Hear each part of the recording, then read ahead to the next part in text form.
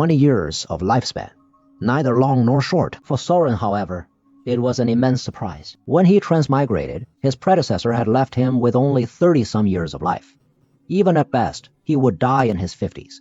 A true short-lived wretch. This so-called approaching of the great limit was the decree of heaven. With the aid of the wind, thunder-treasured scroll, he had barely achieved physical perfection, yet ultimately remained confined within the mortal realm. To have managed a slight extension of his great limit was already an extraordinary feat. Soren gathered his mind, growing ever more eager for the Demon Suppression Bureau's inspection in a month's time. Of course, he had to make preparations on 2 fronts beforehand. First, strength. The Great Gon Dynasty had established the Demon Suppression Bureau, operating independently of the Imperial Court. Even its lowest-ranked members, though commanding no soldiers, were specially appointed as 7th-rank commandants, on par with the county magistrate of Baiyun County.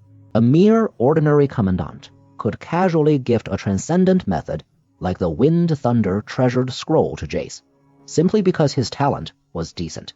If he wished to join the ranks of such people, he had to demonstrate something extraordinary. The initial realm.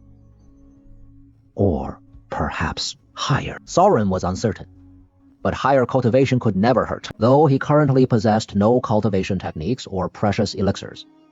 He had previously managed to glean initial realm martial arts from the demon slaying blade technique. Now, with half of the wind, thunder-treasured scroll, as long as he was willing to burn his lifespan, he could deduce something worthwhile. At this thought, Soren glanced at his panel, feeling rather pained. Just moments ago, he had felt like a man clutching a fortune.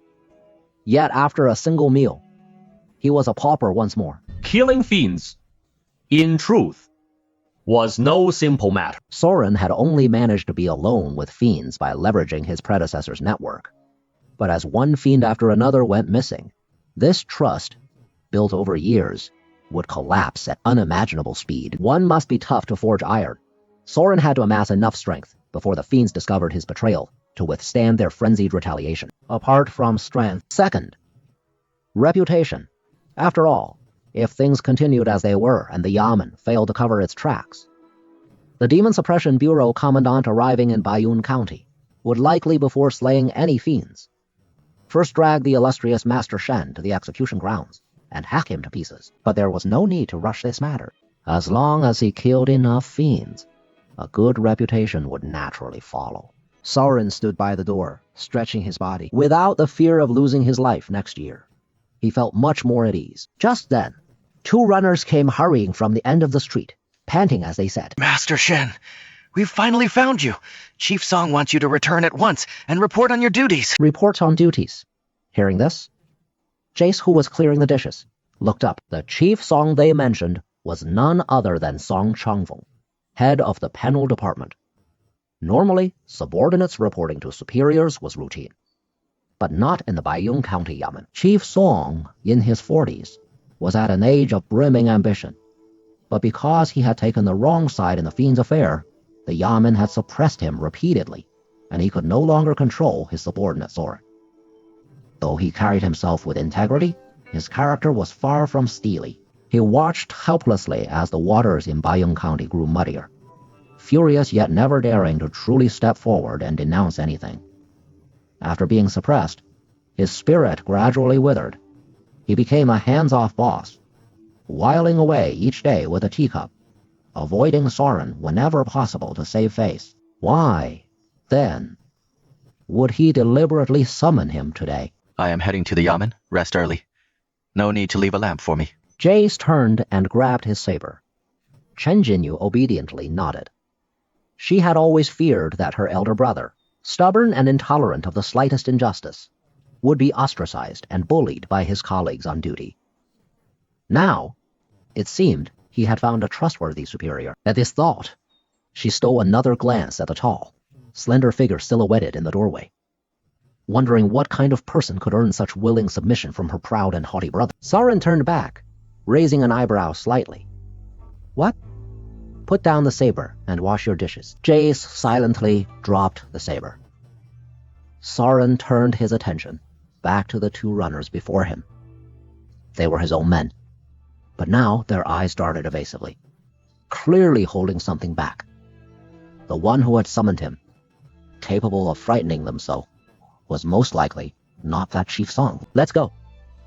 Soren asked no further and strode out onto the main street. The two runners, not daring to breathe loudly, led the way all the way back to the guardhouse. The slightly plump one finally turned back, his face pinched, and said under his breath, "Please, be more careful." He had barely finished speaking before he turned back around. The two came to a halt before the tightly shut door. "Chief Song, Lord Shen has arrived." Hearing this, Soren was momentarily confused. Could it really be Song Changfeng? In the time it took for him to snap out of his daze? A response came from inside the door, but it wasn't Chief Song's voice. Bang, bang. Two large holes splintered through the wooden door, and dark shapes shot out, piercing clean through the chests of the two bailiffs. Soren stared at the two dark shapes, protruding from the bailiffs' backs, a pair of wrinkled hands, matted with black fur. Each hand now clutched a faintly convulsing heart and slowly extended them toward him, before sharp nails suddenly stabbed deep inside. Brother Shen, why have you stopped? Soren closed his eyes and drew a gentle breath of the warm rank air. Then, with a thunderous kick, he smashed his foot against the door. As the wood splintered, a shrill shriek erupted from within, and the shadowy figure darted back with lightning speed. Soren stepped in unhurriedly, his indifferent gaze sweeping the room. The first thing he saw was Song Changfeng, his face bloodless.